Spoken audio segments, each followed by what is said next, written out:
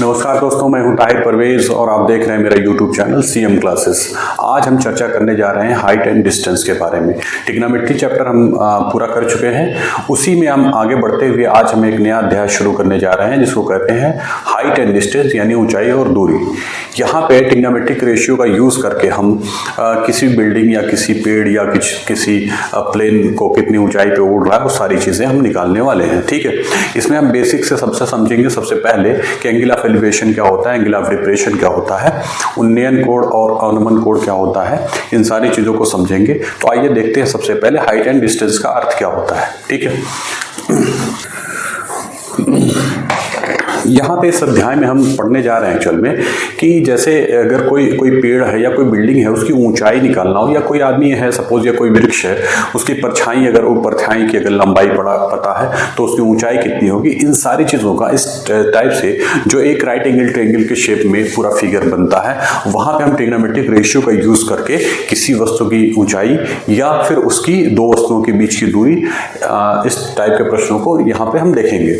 ठीक है, height and distance का अर्थ ये हुआ कि सपोज अगर कोई ऑब्जेक्ट है, कोई वस्तु है, सपोज ये कोई मीनार है। ठीक है, इस मीनार की ऊंचाई, हाइट का मतलब ये हो गया, हाइट का मतलब ये हाइट होता है। ठीक है, और अगर इसकी परछाई सपोज यहाँ बन रही है, ठीक है, तो ये क्या होती है, हमारी डिस्टेंस हो गई। ठीक है, हाइट और डिस्टेंस कहने का अर्थ ये हुआ कि किसी भी ऑब्जेक्ट की या किसी वस्तु की हॉरिजॉन्टल जो ऊंचाई होती है उसको, हॉरिजॉन्टल जो उसकी लंबाई होती है उसको हम डिस्टेंस कहते हैं, और जो वर्टिकल उसकी ऊंचाई, वर्टिकल उसकी लंबाई होती है उसको हम हाइट बोलते हैं। ठीक है, यहाँ पे दो चीज़ें हैं। कहने का अर्थ ये हुआ कि ये अगर सपोज हमारा कोई ऑब्जेक्ट है या कोई मीनार है या कोई कुछ इस टाइप का कोई पेड़ है, तो इसकी जो वर्टिकल ऊंचाई, वर्टिकल का मतलब लंबवत, पृथ्वी की लंबवत, ठीक है, जो होगी लंबाई उसको हम हाइट बोलेंगे, और पृथ्वी के समानांतर जो होगी, ठीक है, उसको हम डिस्टेंस बोलते हैं। ठीक है, अब यहाँ पे आप देखिए, यहाँ पे जो फिगर एक्चुअल में बन के आता है, सपोज यहाँ पे अगर कोई ऑब्जेक्ट है, ठीक है, तो ये ऑब्जेक्ट की ऊंचाई अगर h है, ठीक है, और इसकी परछाई अगर सपोज बन रही है ये d, ठीक है, d है, तो ये देखिए ये पूरा क्या है, एक राइट एंगल ट्रायंगल का शेप बन करके आता है। ठीक है, और ट्रिग्नोमेट्री में हमने पढ़ा है कि ट्रिग्नोमेट्री क्या होता है। ट्रिग्नोमेट्री एक ब्रांच, मैथमेटिक्स की एक ऐसी ब्रांच है जो राइट एंगल ट्रायंगल की भुजाओं और कोणों के बीच के संबंध का अध्ययन कराती है हमको। ठीक है, तो यहाँ भी राइट एंगल ट्रायंगल बन जाता है। कोई ऑब्जेक्ट है, उसकी इमेज, ठीक है, उसकी परछाई सपोज ऐसे बनती है। यहाँ का ये अगर सूर्य हो, सपोज ये सूर्य है, ठीक, यहाँ से किरणें आएंगी तो इसकी परछाई कुछ इतनी लंबी बनेगी। ठीक है, तो ये जो हो गई, ये परछाई हो गई और ये ऊंचाई हो गई।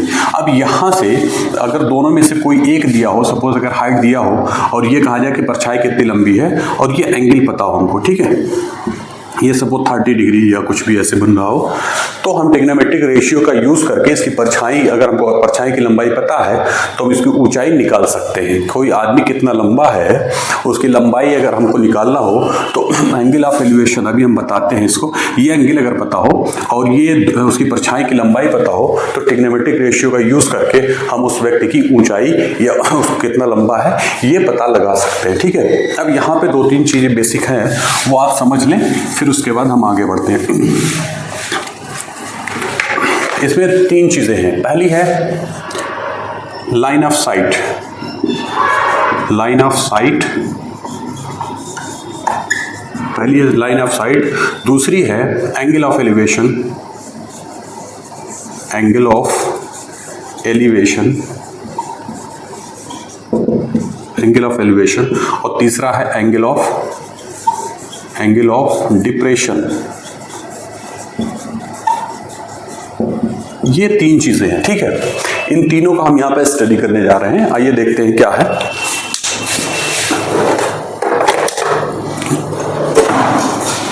यहाँ पे लाइन ऑफ साइट क्या होता है। ठीक है, जैसे ये कोई आदमी, सपोज ये खड़ा है, कोई आदमी है, ये आदमी कोई खड़ा हुआ है, ठीक है, और यहाँ पे एक कोई झंडा है, ठीक है, ये कोई झंडा है, इतना लंबा है।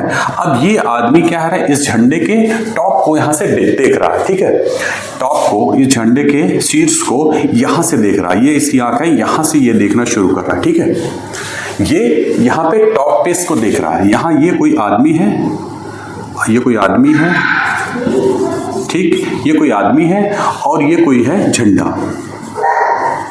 ये कोई झंडा, ठीक है।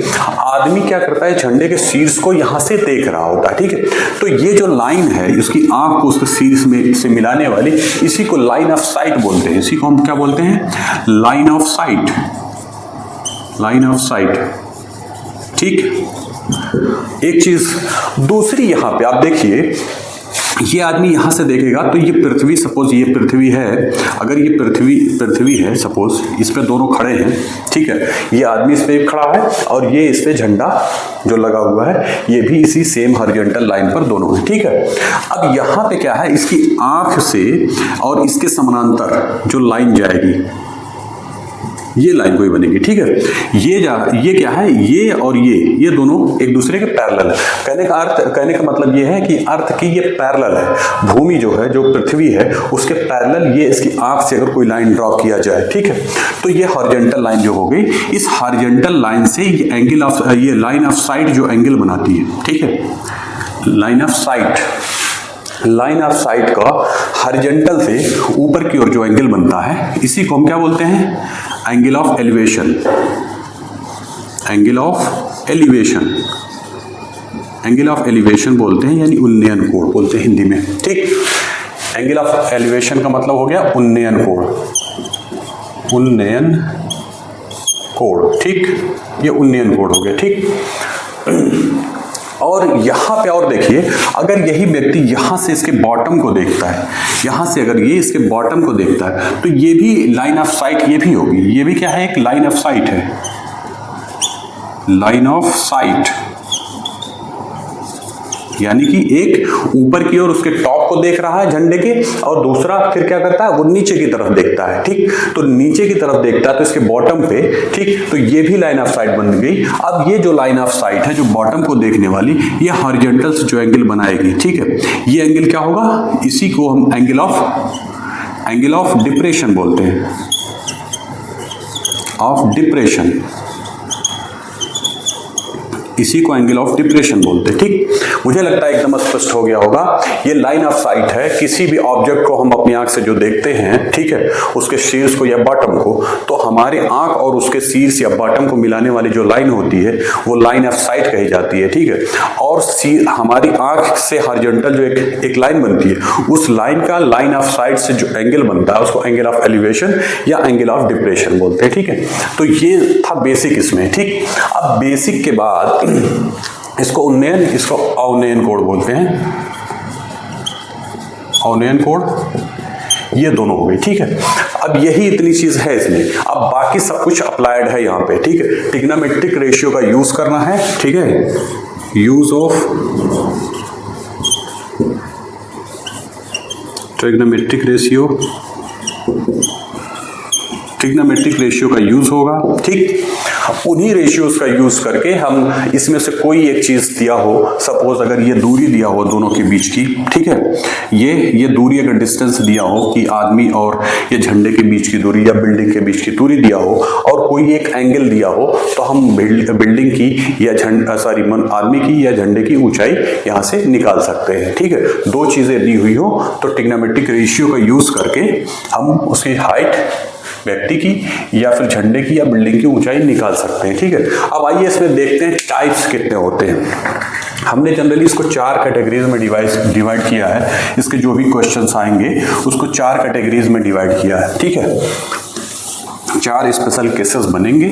तो सबसे पहले मैं जो बात करने जा रहा हूं, केस से पहले आपको हमने trigonometric ratios for some specific angles, कुछ स्पेसिफिक एंगल्स के बारे में ट्रिग्नोमेट्रिक रेशियोज जो होती थी वो हमने बताया था उस टाइम, कि जैसे 30 0 हो गया, 30 हो गया, 60 हो गया, सॉरी ये 30, 45, 60 और 90, ये चीज़ों का हमने साइन, कॉस, ठीक, टैन, फिर उसके बाद कोसेक और सेक और टैन, सॉरी टैन का ये कॉट, ये 6 ट्रिग्नोमेट्रिक रेशियो का इस स्पेशल एंगल्स के साथ अगर देखें तो क्या वैल्यू होगी, इसको आप चार्ट से एक बार फिर से रिवाइज कर लेंगे, क्योंकि क्वेश्चंस में इन्हीं का उपयोग ज्यादा होने वाला, इन्हीं स्पेशल केसेस का, स्पेशल एंगल्स का यूज होगा और उसी का यूज करके हम बिल्डिंग की ऊंचाई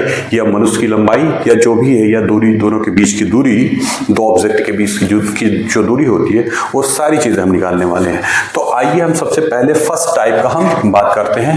पहले टाइप का जो केस बनता है हाइट एंड डिस्टेंस में, वो एकदम सिंपल सा बनता है। फर्स्ट केस नंबर फर्स्ट, देखिए केस नंबर फर्स्ट में कुछ नहीं है, जैसे एकदम से ये ऐसे दिया हुआ हो, ठीक, ये कहा जाए कि ये कोई बिल्डिंग है या कोई झंडा है जिसकी ऊंचाई सपोज h है, ठीक।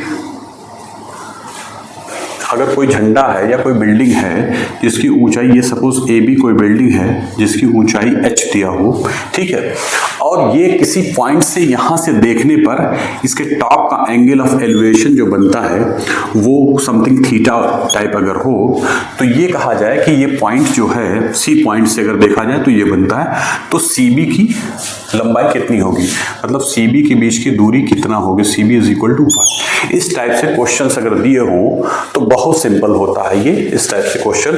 अगर ये दूरी सपोज D है, ये D है, यानी कि जहां से हम एंगल ऑफ एलिवेशन थीटा यहाँ पे ले रहे हैं, वहां से क्या है इसकी दूरी, जो अगर D है तो D की वैल्यू क्या होगी, यानी हमें CB is equal to D और D की वैल्यू क्या होगी ये पता लगाना है। तो ऐसे केसेस में कुछ नहीं, tan थीटा आपको हमने बताया था, tan theta is equal to क्या होता है, परपेंडिकुलर अपॉन बेस, ठीक है, tan theta is equal to perpendicular upon base. अब यहाँ पे आप देखिए tan theta is equal to perpendicular, यहाँ पे कितना है, ये थीटा के सामने वाला जो भुजा होती है वही परपेंडिकुलर होती है, तो यहाँ पे परपेंडिकुलर की वैल्यू h दी हुई है, ठीक, और ये नीचे जो है BC की लंबाई, यही बेस जो है, इसकी वैल्यू क्या है, D है, ठीक है।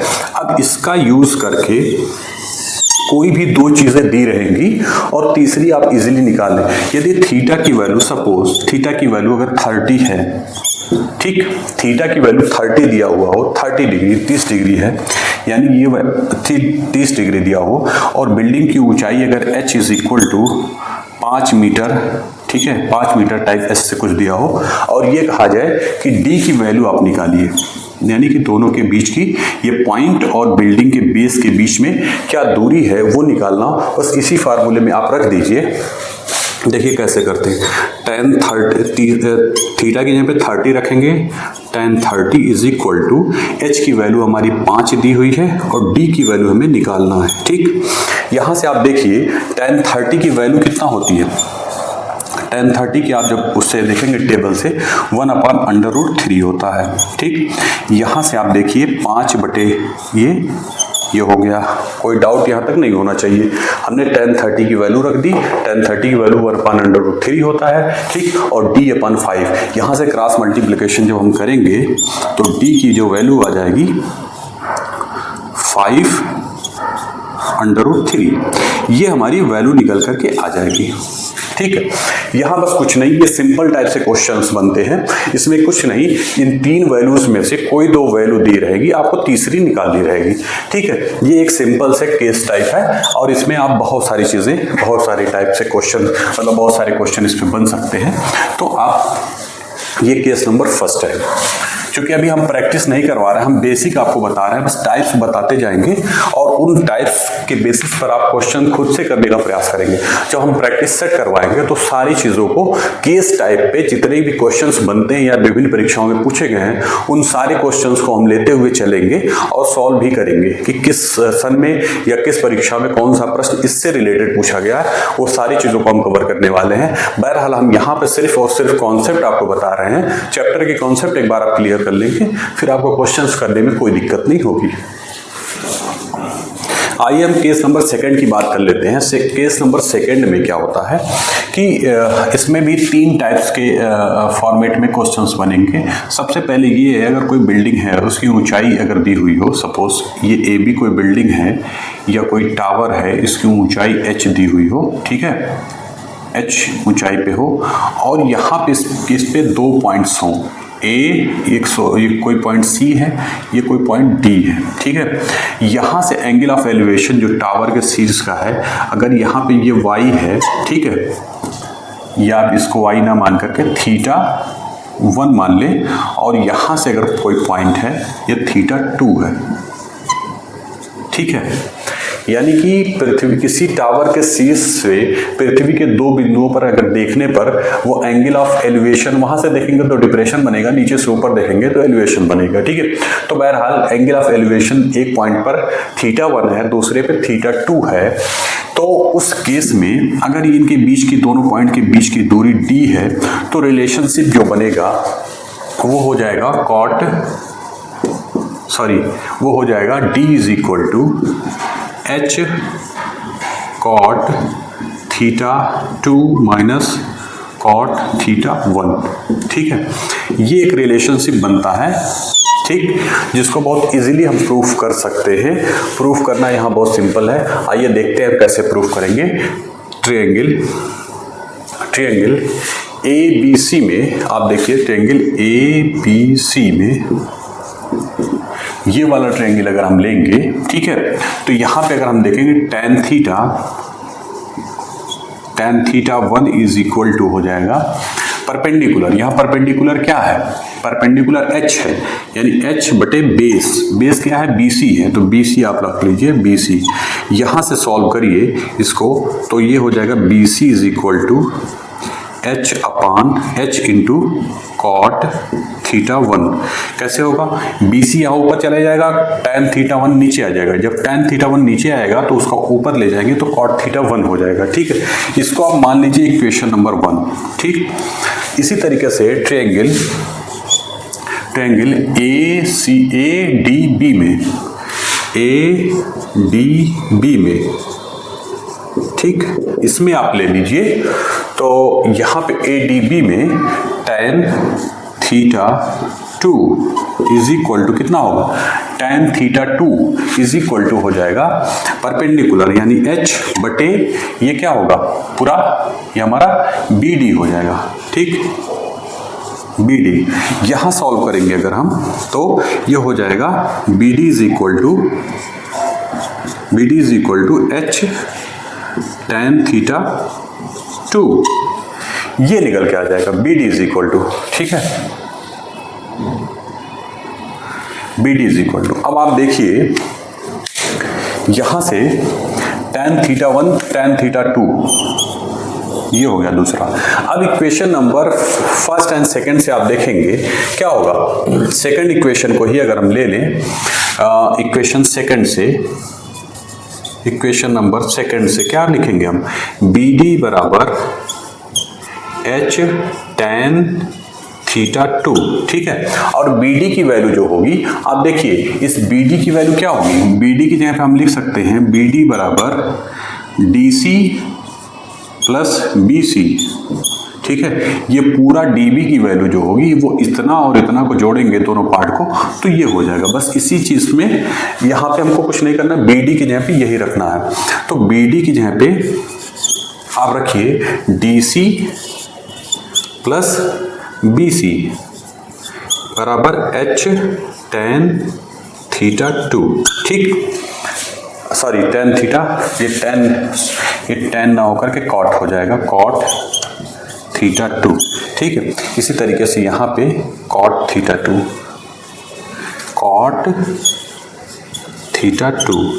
और ये भी हो जाएगा cot θ2। ये आया था यहाँ से, आप देखिए इसको नीचे लाएंगे और इसको ऊपर ले जाएंगे, तो BD is equal to h upon tan θ1 tan θ2, tan θ2 को ऊपर ले जाएंगे तो cot θ2 बन जाएगा। तो BD की वैल्यू यहाँ पे हमने कुछ नहीं किया, इसी चीज को हम आगे देखते हैं। DC की वैल्यू कितना है? DC की वैल्यू ये क्या है? D है, इसके पे आप लिखेंगे D और प्लस BC की वैल्यू क्या है इक्वेशन नंबर फर्स्ट से। आप यहाँ देखिए इक्वेशन नंबर फर्स्ट से आप लिखेंगे H cot थीटा 1, कोई दिक्कत नहीं यहाँ तक। यहाँ फिर आगे लिखेंगे H is equal to H cot theta 2। बस ये आ गया, सॉल्व हो गया यहाँ से। अब यहाँ पे अगर हम इसको और आगे इसको इधर ट्रांसफर करेंगे तो D इज इक्वल टू हो जाएगा H कॉमन हो जाएगा cot theta 2 minus cot theta 1।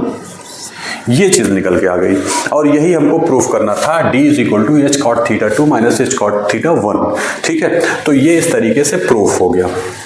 इसमें और भी एक स्पेशल केस ये बनता है, इस स्पेशल केस में भी अलग सेक्शंस हैं। आप ये देखिए कि अगर जिन पॉइंट्स को हम देख रहे हैं D और C, यहाँ से अगर हम जिन पॉइंट्स को देख रहे हैं वो एक तरफ ना होकर के दो अलग अलग तरफ हों। कहने का अर्थ ये है कि फिगर अगर इस तरह से बने, ये सपोज ये कोई बिल्डिंग है, ठीक, ये बिल्डिंग है A, B और इसके दो तरफ हम देख रहे हैं। इधर अगर देखें तो ये एंगल बने थीटा 1 और इधर अगर हम देखते हैं किसी पॉइंट पर तो एंगल बन रहा हमारा थीटा 2 और इनके बीच की दूरी जो अगर दी हुई हो A दी हुई हो और ये इसकी ऊंचाई H दी हुई हो, तब किस तरह का रिलेशन बनेगा। ठीक है, तो यहाँ पे A दिया हो या D ही दिया हो, जैसे उसमें D दिया रहता था, ये D है, दोनों के बीच की एक, ये सपोज AB और ये C और D। ठीक है, तो इस केस में जो रिलेशनशिप हमारा बनेगा वो D is equal to H cot theta 1 plus cot theta 2, ये संबंध बनेगा। वहां पे माइनस होता था, यहाँ पे प्लस हो जाएगा। ठीक है, इसको भी आप उसी पैटर्न से प्रूफ कर सकते हैं। इसमें हम इसका प्रूफ नहीं करने जा रहे हैं, बस ये सिंपली आपको इस टाइप उसमें दिखा रहे हैं कि किस तरीके से उसमें बनता था क्वेश्चंस में, उस कॉन्सेप्ट में और इस कॉन्सेप्ट में क्या अंतर है। तो यहाँ पे प्लस हो जाएगा जब जहां से हम देख रहे हैं वो दो अलग अलग दिशाओं में हम देख रहे होते हैं। तो जैसे एक बार इधर देख रहे हैं, एक बार इधर, तो दो पॉइंट्स के बीच में दूरी दी हुई हो और वहां पहले केस में क्या था कि दोनों एक ही तरफ अलग अलग बिंदु पे हम देखते थे। ठीक है, और यहाँ पे क्या है कि दो अलग अलग दिशा में हम देख रहे हैं। ठीक है, तो उस केस में ये हो जाएगा हमारा D is equal to H cot theta 1 plus cot theta 2। ठीक है, एक स्पेशल केस इसमें और बनता है, उसको आइए हम देखते हैं। स्पेशल केस ये बनता है कि जैसे ये बिल्डिंग दी हुई हो, ये AB, ठीक है, इसकी ऊंचाई H दी हुई हो, ठीक, और यहाँ पे जिन दो पॉइंट्स पे हम देख रहे हैं, सपोज ये पॉइंट C है और ये पॉइंट D है। ठीक, यहाँ पे जो एंगल हो थीटा 1, इसको हमने थीटा 2 माना था, इसको थीटा 1 माना। ठीक है, ये है। तो अगर थीटा 2 और थीटा 1 दिया हो, ठीक है, यहाँ पे theta 1 and theta 2 are complementary.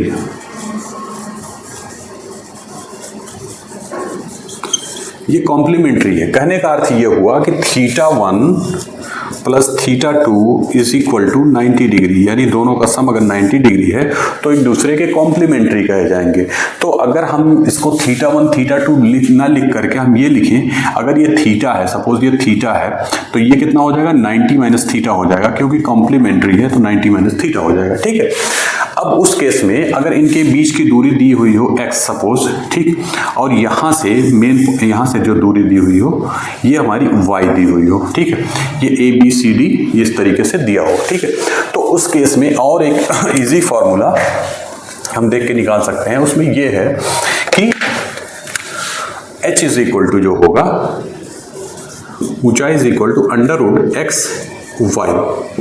इस सूत्र से हम इजीली जो है इसमें कोई दो दिया रहेगा और तीसरा में हमको निकालना हो तो हम इजीली निकाल सकते हैं। अगर ये एंगल दिया हो कि एक दूसरे के कॉम्प्लीमेंट्री है, यानी कि हम एक बिल्डिंग के टॉप से पृथ्वी पर एक ही दिशा में दो ऐसे बिंदुओं पर देखते हैं जहां पर जो हमारा एंगल ऑफ डिप्रेशन या एंगल ऑफ एलिवेशन जो बनता है वो दोनों एंगल क्या हो, एक दूसरे के कॉम्प्लीमेंट्री, यानी कि दोनों का सम 90 डिग्री हो, तो उस केस में क्या होगा कि ये जो संबंध होगा दूरियों का, यानी कि उस बिल्डिंग के बॉटम बॉटम से उन दोनों पॉइंट्स के बीच की दूरी दी हुई हो, तो जो संबंध होगा h is equal to √x into y, यहाँ से हम निकालेंगे।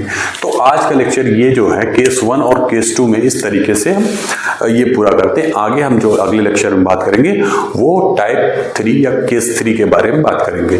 तो आज का वीडियो ये समाप्त होता है। अगर वीडियो आपको अच्छा लगा हो तो इसको शेयर करिए और हमारे चैनल को सब्सक्राइब करिए। धन्यवाद।